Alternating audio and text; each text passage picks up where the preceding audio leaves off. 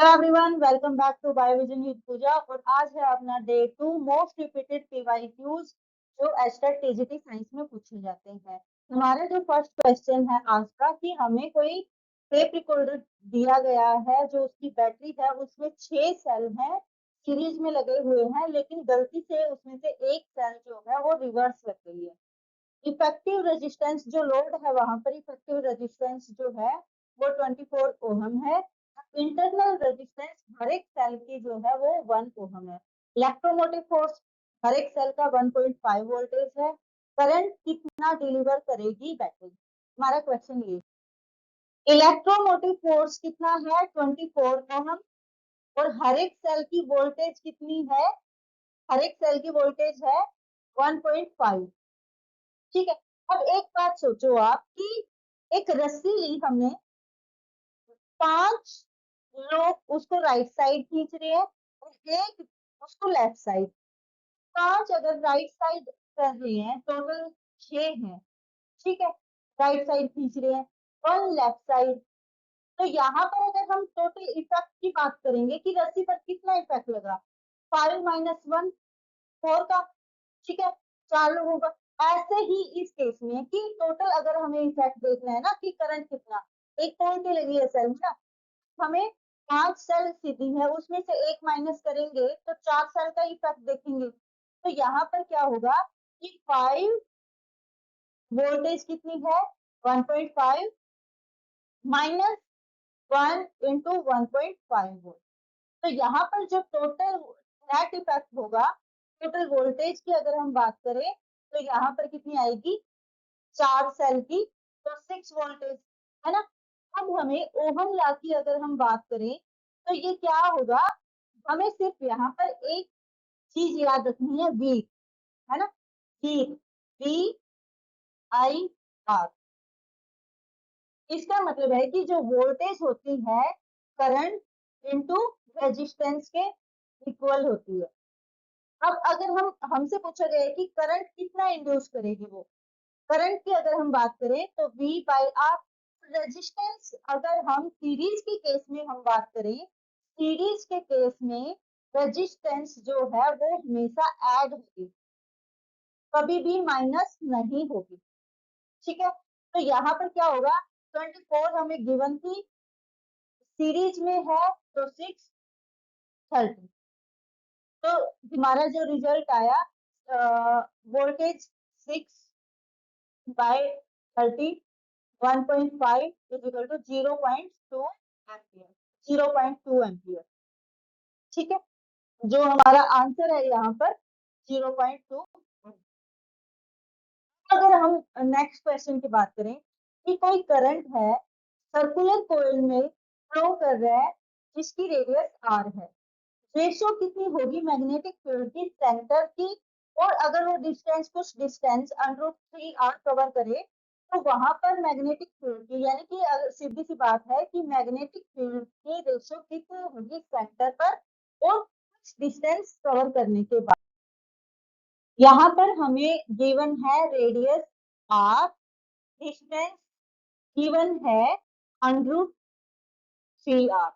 ठीक है, अगर हम सेंटर की बात करें, ठीक है, सर्कुलर कॉइल हमने ये ली, ये इसका सेंटर बन गया।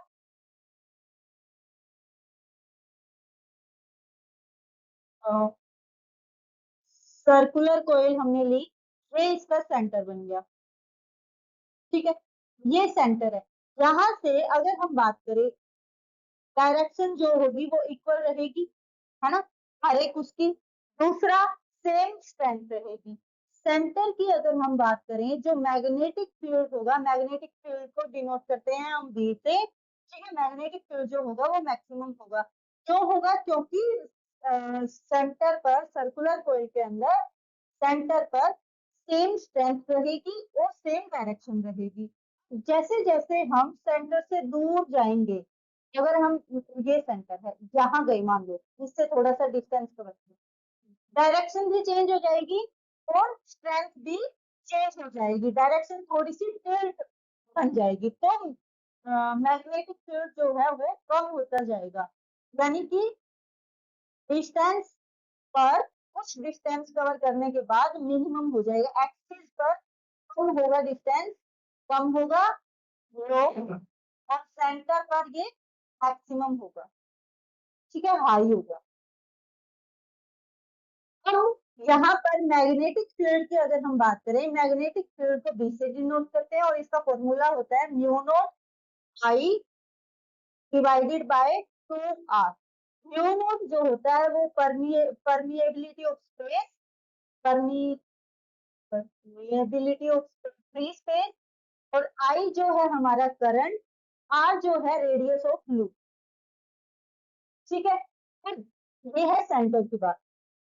कुछ डिस्टेंस, मान लो इसने एक्स डिस्टेंस कवर किया, इसकी अगर हम बात करें तो यहाँ पर क्या होगा कि म्यू आई इंटू रेडियस जो भी है, ठीक है, 2r square plus x square जो भी डिस्टेंस है, ठीक है, 3/2। अब हमारे पास जो डिस्टेंस है x जो है वो है √3, ठीक है। तो यहाँ पर अगर हम value r square x square को निकाले, r square plus x square की जगह हम वैल्यू अपनी रख रहे हैं √3r। तो यहाँ पर क्या आएगा, r square plus √3 r square, ठीक है, r square plus 3 r square यानी कि 4r स्क्वायर आ गया, 4r स्क्वायर डिवाइडेड 3/2, है ना। इसको अगर हम सोल्व करें, r क्यूब बन गया, 2 से 4 3/2 इंटू r 3/2 r स्क्वायर, 2 से 2 कैंसिल, r क्यूब बन गया, और 2 2 इंटू 2 अगर हम करें, 2 से 2 cancel, 2 raise power 3 into r cube यानी कि 8r क्यूब, है ना। तो यहाँ पर हमें रेशो निकालनी है, रेशो निकालनी थी मैग्नेटिक फील्ड की, इस सेंटर पर और एक्सिस पर रेशो क्या होगी, वो हमारी होगी 8:1। बाकी तो सब कुछ कैंसिल आउट हो जाएगा, है ना, बाकी सब कुछ कैंसिल आउट हो गया, तो रेशो हमारी बनी है 8:1। Answer is 8:1। अब ना जो नेक्स्ट क्वेश्चन है कि एक स्कूल लैब के अंदर छोटा सा एक्सीडेंट हो जाता है और वहां पर लार्ज अमाउंट में एक्वस सोडियम हाइड्रोक्साइड फैल जाता है, स्प्लिट हो जाता है।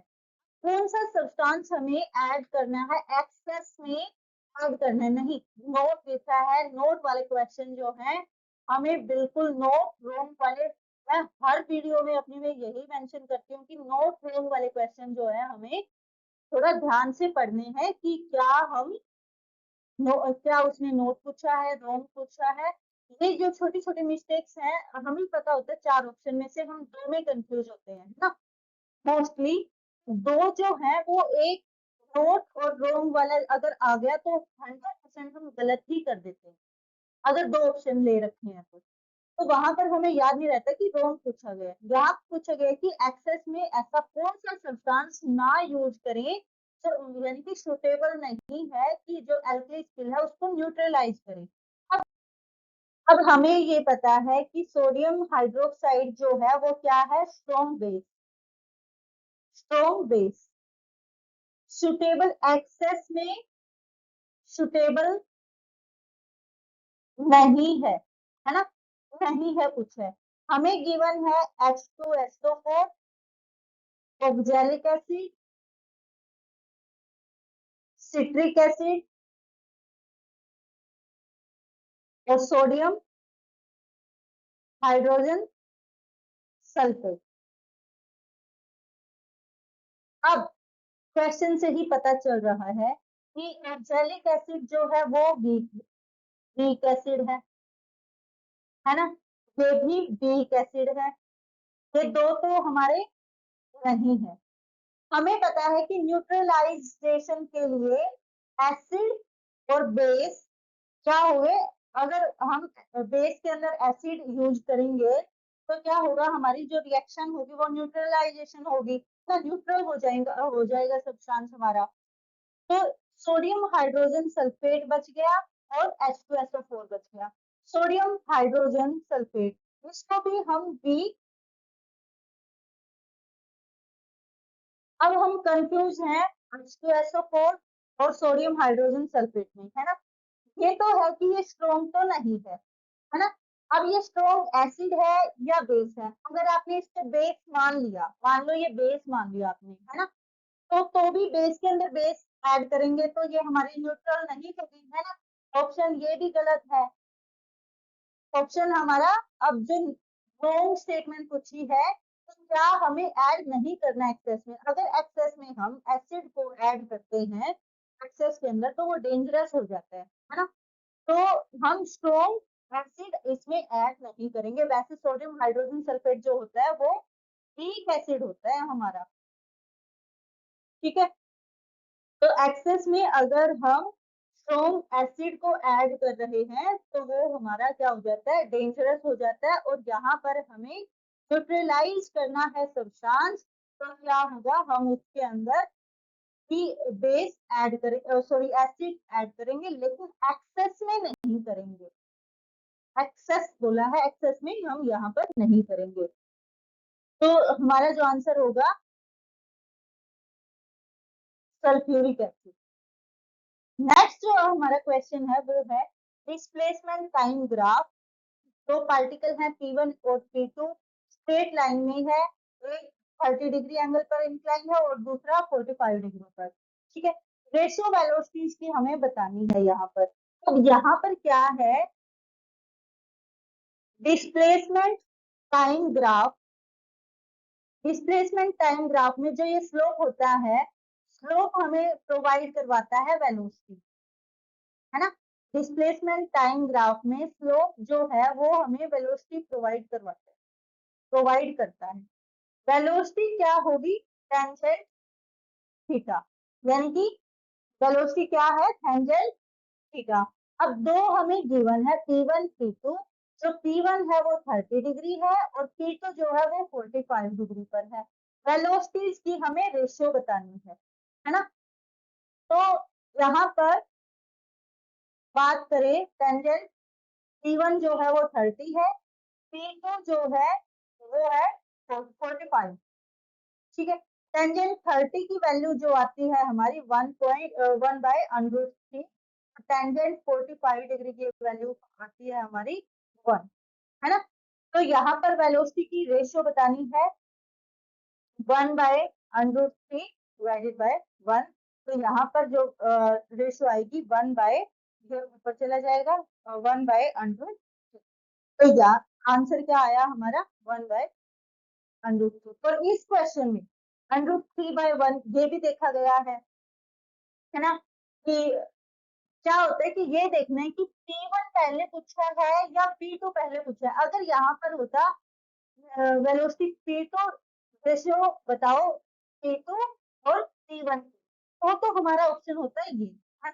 लेकिन अब पूछा है हम हमसे पूछा गया है कि कोई P1 की P2 की आपस में रेशियो बतानी है, P1 रेशियो P2 बतानी है ना। तो यहाँ पर हमें ये चीज ध्यान रखनी है कि P1 बोला है पहले या P2 बोला है। अब नेक्स्ट जो हमारा क्वेश्चन है वो है कि nitrogen oxide, oxide of nitrogen are generated by burning of fossil fuel. कौन कौन से नाइट्रोजन के ऑक्साइड हैं जब हम फॉसिल फ्यूल को बर्न करते हैं। तो नोक्स की अगर हम बात करें, नोक्स नाइट्रोजन ऑक्साइड में, नाइट्रोजन ऑक्साइड्स की हम बात करें तो इसको हम बोल देते हैं नोक्स।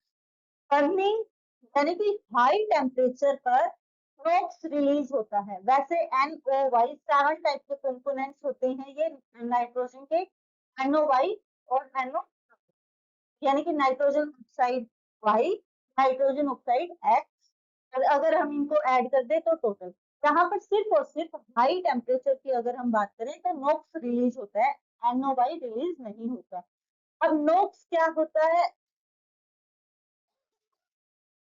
सॉरी, यहाँ पर बर्निंग अगर हम कर रहे हैं फॉसिल फ्यूल की, यानी कि हम यहाँ पे टेम्परेचर हाई कर रहे हैं, तो नोक्स जो होता है वो होता है हमारा NO, नोक्स इक्वल टू NO और NO2 से, है ना। ये दोनों मिलकर हमारे NOx बनाते हैं और बर्निंग फॉसिल फ्यूल पर NOx ही रिलीज होता है। NO नो NO की अगर हम बात करें, ये इतना डेंजरस नहीं होता, ये आगे जाके फर्दर रिएक्शन वगैरह करके ये हमारे लिए थोड़ा सा डेंजरस होता है। तो यहाँ पर नोक्स की बात की गई है, बर्निंग की, यानी कि नोक्स नोक्स क्या होता है हमारा NO एंड NO। हमें यहाँ पर कोई एटम दिया है, उसमें नंबर ऑफ प्रोटॉन जो है वो 3 है और न्यूट्रॉन जो है वो है 4। वैलेंसी हमें बतानी है, तो नंबर ऑफ एटॉमिक नंबर हम कैसे निकालेंगे? नंबर ऑफ प्रोटॉन ही हमारे नंबर ऑफ एटॉमिक नंबर हमारा बन जाता है। तो यहाँ पर 3 प्रोटॉन हमें गिवन है, तो इसका एटॉमिक नंबर क्या होगा? ठीक है। बट अगर हमें कोई न्यूट्रल बोल दिया कि न्यूट्रल एटम है, वहां पर नंबर ऑफ इलेक्ट्रॉन सी है या कुछ भी गिवन है, तो कौन नहीं गिवन है, तो हम एटॉमिक नंबर कैसे निकालेंगे? जो हमारे नंबर ऑफ इलेक्ट्रॉन होते हैं न्यूट्रल के अंदर, वही हमारे नंबर ऑफ प्रोटॉन होते हैं। तो नंबर ऑफ इलेक्ट्रॉन को ही हम एटॉमिक नंबर मान लेते हैं। यहाँ से क्वेश्चन हर बार आता है, बिल्कुल आता है, वैलेंसी ही हमें निकालनी होती है। अब थोड़ा सा हायर अगर देखें तो इलेक्ट्रॉनिक कॉन्फ़िगरेशन आपसे पूछ लेंगे। अगर चेंज भी करना हुआ कि वैलेंसी से हम हर बार पूछ रहे हैं, तो यहाँ पर बोल देंगे कि इसकी इलेक्ट्रॉनिक कॉन्फ़िगरेशन क्या है। यहाँ से हर बार क्वेश्चन आता है, तो ये आप जरूर ध्यान रखिएगा। तो यहाँ पर एटॉमिक नंबर 3 है, तो सेल की अगर हम बात करें, फर्स्ट में 2 आएंगे यानी कि ये स्टेबल हो गया, और थर्ड में आएगा 1। थर्ड में आने कितने चाहिए थे? 7, है ना। तो वैलेंसी अगर हर कोई अपनी लाइफ में स्टेबल रहना चाहता है, शांति चाहता है, इसको भी यही लगा कि मैं एक को 7 जगह मांगू कि आज उसके पास मांग लिया, आज उसके पास मांग लिया, ये अभी स्टेबल नहीं है ना। तो इसको लग रहा है कि मैं 7 जगह मांगूंगा, इससे अच्छा है कि मैं एक डोनेट कर दूं, एटलीस्ट मैं शांति से तो रहूंगा। तो इसने क्या किया? एक डोनेट कर दिया, है ना। तो यहाँ पर जो वैलेंसी की अगर हम बात करें, तो यहाँ पर 1। अगर यहाँ पर 7 होते, कोई एटॉमिक नंबर मान लो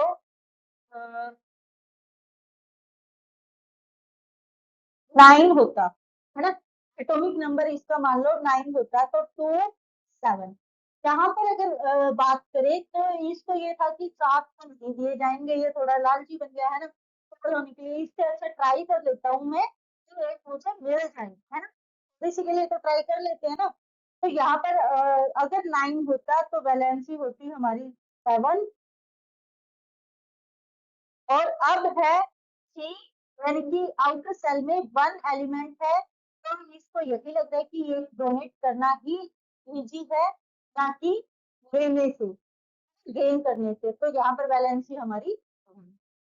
नेक्स्ट अगर क्वेश्चन की बात करें, तो कोई गैल्वेनोमीटर है, उसकी रेजिस्टेंस है 50 ओम, रिफ्लेक्शन करंट जो है 0.5 मिली एम्पियर, रेजिस्टेंस रिक्वायर्ड चाहिए कि वोल्ट मीटर की रेंज जो है 10 वोल्ट। हमें वोल्ट मीटर बनाने के लिए हमें क्या करना है? सीरीज में रेजिस्टेंस को हाई करना है, हाई रेजिस्टेंस लगाते हैं, ठीक है। तो हमने पहले भी किया था कि जो फर्स्ट क्वेश्चन ही हमारा ओहम लॉ से था, तो हमने याद रखना है V, यानी कि V is equal to current into resistance. तो यहाँ पर रेजिस्टेंस अगर हम निकालें तो V बाय I बन गया। वोल्टेज कितनी थी? 10 वोल्ट, और करंट था हमारा 0.5 मिली एम्पियर। मिली एम्पियर को एम्पियर में बनाने के लिए 1000 से हम डिवाइड करते हैं, तो यहाँ पर हमारा बन गया 0.00055। अब यहाँ पर जो गैल्वेनोमीटर की रेजिस्टेंस थी, उसको हम माइनस कर देंगे, वो थी हमारी 0.0005 माइनस 50। तो यहाँ पर जो हमारा आंसर आएगा 1995, 20,000 माइनस 50, तो ये हमारा आंसर है। कोई सिंपल पेंडुलम की अगर सिंपल पेंडुलम हमें दिया गया है अर्थ सरफेस पर, उसका जो टाइम पीरियड है वो T1 है। जब अर्थ सरफेस से थोड़ी हाइट पर जाता है तो उसका जो टाइम पीरियड है वो T2 बन जाता है। R जो है यहाँ पर रेडियस, अर्थ की रेडियस है, हमें वैल्यू बतानी है T2/T1 की। ये हमने पूरा सॉल्यूशन इस क्वेश्चन का हमने कर रखा है, कैसे क्या, इससे रिलेटेड क्वेश्चन भी हमने किए हैं हमारे प्रीवियस वीडियो में।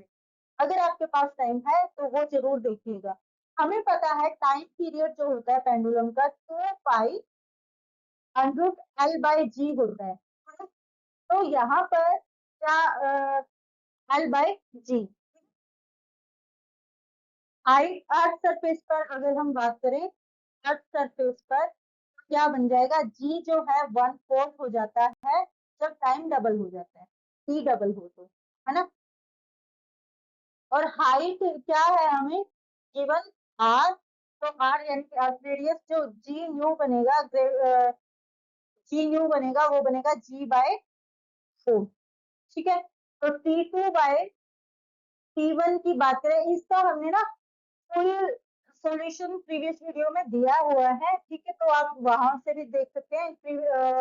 इससे रिलेटेड मास का क्या इफेक्ट होता है, पेंडुलम से क्वेश्चन आते हैं तो हमने शॉर्ट शॉर्ट बनाए हुए हैं, छोटे छोटे 5-5 मिनट, 5 तो नहीं, 2-3 मिनट की हमारी वो वीडियो आप देखना। T2/T1 क्या बनेगा यहाँ पर,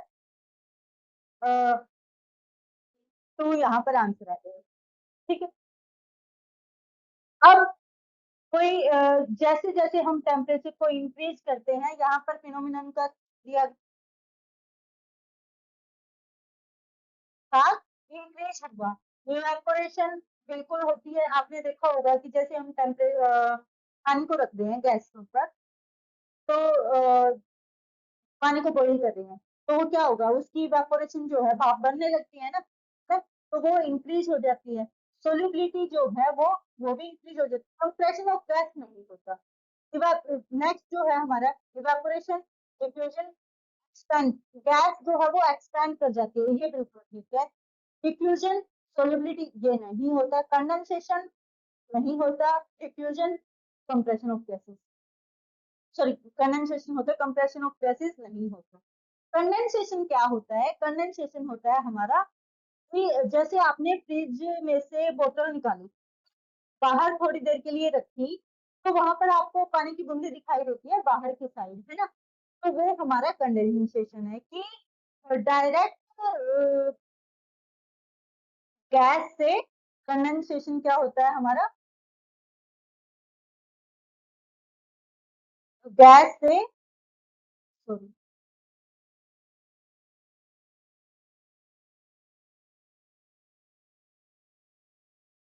गैस टू लिक्विड में चेंज होना हमारा कंडेंसेशन बन जाता है। ठीक है, तो यहाँ पर आपने कभी सब्जी बनाई है या चाय बनाई है, चाय बनी, आपने थोड़ी देर के लिए उसको ढक के रखा, प्लेट पर थोड़ी अगर आप उठाओगे उसको, प्लेट को, सब्जी को ढक के रखा, गर्म सब्जी को, तो उठाते हो तो वहां पर पानी की बूंदे बनती है। तो वो क्या थी, वो गैस जो थी वो पहले गैस थी, फिर उसके बाद वो वहां पर जो पानी की बूंदे आई वो क्या बन गया, हमारा लिक्विड बन गया, है ना। गैस टू लिक्विड कन्वर्जन ही हमारी कंडेंसेशन होती है। तो आपको ये सीरीज कैसी लग रही है, इसके लिए जरूर कमेंट कीजिएगा। और हर बार मैं यही बोलती हूँ कि नोट रॉन्ग की प्रैक्टिस जरूर कीजिएगा अपनी। तो ये थैंक यू, बने रहिए बायोविजन विद पूजा। मिलते हैं अपने कल के वीडियो।